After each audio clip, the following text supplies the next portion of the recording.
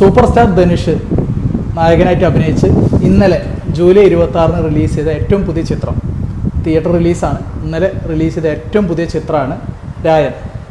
ഈ പടത്തിൻ്റെ producer Kalanidhi മാരനാണ്, sun പിക്ചേഴ്സാണ് distribute ചെയ്തിട്ടുള്ളത്. ധനുഷ് തന്നെ കഥ തിരക്കഥ എഴുതി സംവിധാനം ചെയ്ത ചിത്രമാണിത്. ധനുഷിൻ്റെ രണ്ടാമത്തെ സംവിധാന സംരംഭമാണ് ഈ പടം. ഈ പടത്തിനെ കുറിച്ച് പറയുകയാണെങ്കിൽ ഇത് ഒരു ഇമോഷണൽ ത്രില്ലർ ഫിലിമാണ്. Emotional crime thriller film to be specific. ആ രീതിയിലുള്ള ആ ജോണറിലുള്ള ഒരു അടിപൊളി ആയിട്ട് കണ്ടുകൊണ്ടിരിക്കാൻ പറ്റുന്ന രീതിയിലുള്ള നല്ലൊരു ആക്ഷൻ ത്രില്ലർ മൂവിയാണ്. അതിനകത്ത് പല രീതിയിലുള്ള ഇമോഷണൽ എലമെൻറ്റ്സ് കൂടെ കുത്തി മിക്സ് ചെയ്ത് വെച്ച് നല്ല രീതിയിലുള്ള BGM വെച്ച് കോംപ്ലിമെൻ്റ് ചെയ്ത് കൊണ്ടുപോയിട്ട് അടിപൊളിയായിട്ട് എക്സിക്യൂട്ട് ചെയ്ത ഒരു ത്രില്ലർ മൂവി. അത്യാവശ്യം നല്ല രീതിയിൽ ആക്ഷനും BGMനും സോങ്സിനൊക്കെ പ്രാധാന്യം കൊടുത്തിട്ട് ചെയ്തൊരു പടം. പടത്തിലെ നായകൻ നമ്മളുടെ ധനുഷാണ്. ധനുഷ് ചെയ്ത കഥാപാത്രത്തിൻ്റെ പേര് തന്നെ കാത്തവരായൻ എന്നാണ്. അദ്ദേഹത്തിൻ്റെ 2 അനിയന്മാർ, ഒന്ന് മുത്തുവേലവരായൻ, രണ്ടാമത്തെ അനിയൻ എന്ന് പറഞ്ഞു കഴിഞ്ഞാൽ മാണിക്യ വേലവരായൻ. പിന്നെ ഉള്ളത് ഇവരുടെ ഏറ്റവും ഇളയ കുട്ടി, ഏറ്റവും ഇളയ അനിയത്തിയായിട്ടുള്ള ദുർഗ എന്ന് പറഞ്ഞിട്ടുള്ള ഒരു കുട്ടി. അപ്പോൾ ഇത് കഥ തുടങ്ങുന്നത് പറഞ്ഞാൽ 1990-കൾ കാണിച്ചിട്ടാണ്. ഒരു ബ്ലാക്ക് ആൻഡ് വൈറ്റ് പീരീഡൊക്കെയാണ് ഇതിനകത്ത് കാണിക്കുന്നത്. അപ്പോൾ അന്നത്തെ ഒരു കാലഘട്ടം കാണിച്ചിട്ടാണ് ഈ പടം തുടങ്ങുന്നത്. അപ്പോൾ ഈ 4 പേരിൽ ഏറ്റവും മൂത്ത ധനുഷിൻ്റെ ചോടെയുള്ള ഈ മുത്തു എന്ന് പറഞ്ഞ ആൾ, അതേപോലെ മാണിക്യൻ, പിന്നെ ലാസ്റ്റുള്ള കുഞ്ഞു കുട്ടിയായിട്ടുള്ള ദുർഗ. ഇവരൊക്കെ നമ്മളുടെ ധനുഷാണ് മൂത്ത ആൾ. ഇവരൊക്കെ കുട്ടിക്കാലാണ്. അപ്പം ധനുഷിനെ ഏൽപ്പിച്ചിട്ട് ഇവർ അച്ഛനമ്മയും ഇപ്പോൾ പോയി വരാമെന്ന് പറഞ്ഞിട്ട് ടൗണിൽ പോയിട്ട് വരാൻ വേണ്ടി പോകുന്നു. പക്ഷേ അവർ മിസ്സിങ് ആയി, അവരെ കാണാനില്ല. അപ്പോൾ അങ്ങനെ ആ നാട്ടിൽ നിൽക്കാൻ പറ്റാത്തൊരു സ്റ്റേജ് വരികയും ഇവർ ഒറ്റപ്പെട്ടു പോവുകയും നാട് വിട്ട് നോർത്ത് ചെന്നൈയിലേക്ക് എത്തിപ്പെടുകയാണ് ചെയ്യുന്നത്. അവിടെ എത്തിയിട്ട് അവിടെ റീലൊക്കേറ്റ് ചെയ്തിട്ട് അവിടെ ജീവിതം കെട്ടിപ്പടുക്കാൻ നോക്കുകയാണ്. ധനുഷ് ഒറ്റയ്ക്ക് ധനുഷിൻ്റെ 2 അനിയന്മാരുടെയും അതേപോലെ കുഞ്ഞ് അനിയത്തിയുടെയൊക്കെ സംരക്ഷണം ഏറ്റെടുക്കുന്നു. ജോലി ചെയ്ത് ഇവരെ പോറ്റാനായിട്ട് നോക്കുന്നു. ഇവരൊക്കെ പഠിപ്പിക്കുന്നൊക്കെ ഉണ്ട്. അതിൽ ഏറ്റവും ഇളയ ആൾ ചെയ്തിരിക്കുന്നതെന്ന് വെച്ച് കഴിഞ്ഞാൽ ദുർഗ. അവരെ സെൻറ്റേർഡായിട്ടാണ് ഈ കഥ മുന്നോട്ട് പോകുന്നത്. ആ കുട്ടീനെ കെയർ ചെയ്യാനായിട്ടാണ് നമ്മളുടെ ധനുഷിന് ഏറ്റവും കൂടുതൽ പ്രാധാന്യമായിട്ടും കാര്യങ്ങളൊക്കെ ചെയ്തു വെക്കുന്നത്. ധനുഷിൻ്റെ രണ്ടാമത്തെ അനിയനായിട്ടുള്ള മുത്തു ആണെങ്കിൽ ഒരു ഡ്രങ്കാർഡാണ്. പുള്ളിക്കാരനൊരു ബാറ് നടത്തുന്നുണ്ട്. താഴെയുള്ള അനിയനായിട്ടുള്ള മാണിക്യൻ എന്ന് പറഞ്ഞു കഴിഞ്ഞാൽ അതിൻ്റെ ആ ക്യാരക്ടർ ചെയ്തിരിക്കുന്നത് നമ്മളുടെ കാളിദാസ് ജയറാമാണ്. കാളിദാസ് ഒരു കോളേജ് സ്റ്റുഡൻ്റാണ്. അപ്പോൾ അവിടുത്തെ കുറച്ച് കാര്യങ്ങളും സംഭവ വികാസങ്ങളും അവിടുത്തെ അടിപിടി ലാളുകളും ഇതിനകത്ത് കാണിക്കുന്നുണ്ട്. അപ്പോൾ ഇങ്ങനെ ഈ പടം വികസിച്ച് മുന്നോട്ട് പോകുമ്പോൾ ഇവരുടെ ഏറ്റവും വലിയ എയിം എന്ന് പറഞ്ഞാൽ ഇവരുടെ ഏറ്റവും കുഞ്ഞു പെങ്ങളായിട്ടുള്ള ഈ ദുർഗയുടെ കല്യാണം നല്ല രീതിയിൽ നടത്തുക, ഒരു ഗവൺമെൻറ് ജോലിക്കാരനെ കൊണ്ട് കല്യാണം കഴിപ്പിക്കുക, എന്നിട്ട് അവളുടെ ലൈഫ് കൊണ്ട് സെറ്റിൽ ചെയ്യിപ്പിക്കുക എന്നുള്ളതാണ് ഇവരുടെ മെയിൻ എയിം. അതായത് ബേസിക്കലി ധനുഷിൻ്റെ ഏറ്റവും വലിയ എയിം. അപ്പോൾ ധനുഷ് അതിന് വേണ്ടിയിട്ട് ഡവറിയൊക്കെ കണ്ടെത്താനായിട്ട് ധനുഷ് ഇപ്പം നടത്തിക്കൊണ്ടിരിക്കുന്ന ഒരു ചെന്നൈയിലൊരു തട്ടുകട, റെസ്റ്റോറൻറ്റ് സെറ്റപ്പിൽ ഒരു തട്ടുകട നടത്തുന്നുണ്ട്. അത് വെക്കുക, പിന്നെ ബാങ്കിലിട്ട പൈസ ഒക്കെ ഇട്ടുകാണ്ട് ഈ പെങ്ങളെ കെട്ടിച്ചയക്കാന്നുള്ള എയിമിലേക്ക് മുന്നോട്ട് പോയിക്കൊണ്ടിരിക്കുക. അപ്പോൾ ഇങ്ങനെ ജീവിതം ഇങ്ങനെ മുന്നോട്ട് പോകുന്നതിൻ്റെ ഇടയിൽ ധനുഷിൻ്റെ അനിയൻ മുത്തു എന്ത് ചെയ്യുന്നു വെച്ച് കഴിഞ്ഞാൽ, മുത്തുവിൻ്റെ ബാറുണ്ട്. ആ ബാറിൽ ഒരു മദ്യപിച്ചുകൊണ്ടിരിക്കുക.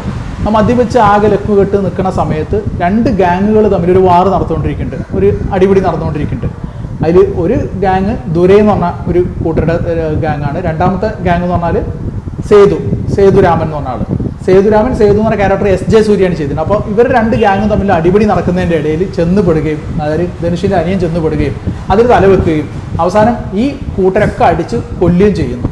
അപ്പോൾ ഈ മരണപ്പെട്ട ആൾക്കാരിൽ ഇതിൽ ഒരു ഗ്രൂപ്പിൻ്റെ തലവനായിട്ടുള്ള ദുരൈയുടെ ഒരേ ഒരു മകൻ അയാൾ ഇൻക്ലൂഡഡാണ്. അപ്പോൾ ഈ ദുരൈ സ്വാഭാവികമായിട്ടും ധനുഷിൻ്റെ ഈ അനിയനോട് പ്രതികാരം ചെയ്യണം. അപ്പോൾ ഈ ധനുഷിനോട് ഇവൻ്റെ ഈ അനിയനെ വിട്ടുകൊടുക്കാൻ പറയുന്നതും.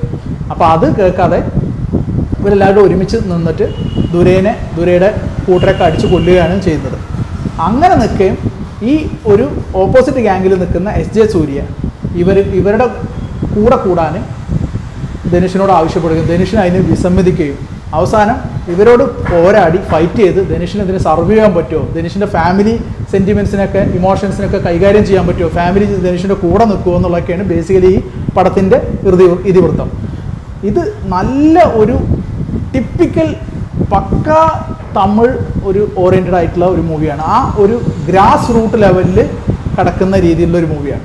ആ ഒരു പ്രശ്നങ്ങളും അടിപിടികളും വഴക്കുകളും പുറകുന്ന് കുത്തലും വിശ്വാസവഞ്ചനകളും പിന്നെ അതിനകത്തുള്ള ലെസ്റ്റുകൾ, അങ്ങനത്തെ പല പല ഫാക്ടേഴ്സ്, പല പല ഇമോഷൻസ്, സെൻറ്റിമെൻറ്റ്സ്, അതുകളൊക്കെ നല്ല രീതിയിൽ മിക്സപ്പ് ചെയ്ത് എന്നാൽ അത്ര രീതിയിൽ ബോറടിപ്പിക്കാത്ത രീതിയിൽ എടുക്കാനായിരിക്കും കഴിഞ്ഞ് ചെയ്തിട്ടുണ്ട്. പടത്തിലെ ഏറ്റവും വലിയ അട്രാക്ഷനായിട്ട് എനിക്ക് തോന്നിയ സാധനം എന്ന് പറഞ്ഞു കഴിഞ്ഞാൽ പടത്തിലെ തീ പാറുന്ന ആക്ഷനാണ്. പിന്നെ നല്ല രീതിയിൽ ഗംഭീരമായിട്ട് രീതിയിൽ കൊണ്ടുപോകാൻ പറ്റിയിട്ടുള്ള BGM ആണ്.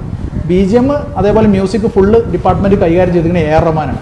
AR റഹ്മാൻ്റെ കാര്യത്തിൽ എന്ന് പറഞ്ഞു കഴിഞ്ഞാൽ വളരെ മികച്ച രീതിയിൽ തന്നെ ഈ പടത്തിനെ ചെയ്തു വെക്കാനായിട്ട് അദ്ദേഹം കഴിയും ചെയ്തിട്ടുണ്ട്. പടത്തിൻ്റെ ഓവറോൾ പെർഫോമൻസ് ഓരോ ആൾക്കാരുടെ എടുത്തു പറയേണ്ട കാര്യമാണ്. പ്രത്യേകിച്ച് ധനുഷ് നമുക്കറിയാം, ധനുഷ് 2 നാഷണൽ അവാർഡ് വിന്നർ, ഒന്ന് ആടുകൾ എന്ന് പറഞ്ഞ പടത്തിൽ, പിന്നെ അസുരൻ എന്ന് പറഞ്ഞ പടത്തിൽ. ഈ 2 പടത്തിൽ അദ്ദേഹത്തിൻ്റെ ഗംഭീര പെർഫോമൻസ് ആയിരുന്നു. ഈ ഒരു പടത്തിൽ റൈറ്റർ അതേപോലെ ഡയറക്ടറായിട്ട് നിൽക്കുകയും ആ ഒരു അധിക ചുമതല ഏറ്റെടുത്തിട്ട് പോലും അദ്ദേഹത്തിൻ്റെ അഭിനയ മികവിന് ഒരു കോട്ടവും പറ്റിയിട്ടില്ല. നല്ല രീതിയിൽ തന്നെ അദ്ദേഹം ചെയ്തു വെക്കുകയും ചെയ്തിട്ടുണ്ട്. അതേപോലെ തന്നെ കൂടെയുള്ള ആൾക്കാരാണെങ്കിലും അദ്ദേഹത്തിൻ്റെ ഒരു കെയർ ടേക്കറായിട്ട് ഒരു അച്ഛൻ്റെ സ്ഥാനത്ത് നിൽക്കുന്ന ശെൽവരാഘവൻ്റെ അഭിനയമാണെങ്കിലും ഗംഭീരമാണ്. പിന്നെ ഈ 2 ഗ്യാങ്ങുകളെ തമ്മിൽ അടുപ്പിച്ച് ആ പ്രശ്നങ്ങൾ മൊത്തം സോൾവ് ചെയ്ത് ആ ചേരി ക്ലീൻ ആക്കാനായിട്ട് നോക്കുന്ന ഒരു ക്യാരക്ടറാണ് നമ്മളുടെ പ്രകാശ് രാജ് ഒരു പോലീസ് ഓഫീസറാണ്. അപ്പോൾ ആ ഒരു റോളിലും നമ്മളെ ഈ കമ്പനിയിലൊക്കെ മോഹൻലാൽ ചെയ്ത ഒരു ക്യാരക്ടർ പോലുള്ള ഒരു ക്യാരക്ടറായിട്ടാണ് പ്രകാശ് രാജിൻ്റെ ക്യാരക്ടറിന് തോന്നിയത്. അപ്പോൾ ആ പ്രകാശ് രാജിൻ്റെ പ്ലേസ്മെൻറ്റും ഗംഭീരമായിട്ടുണ്ട്.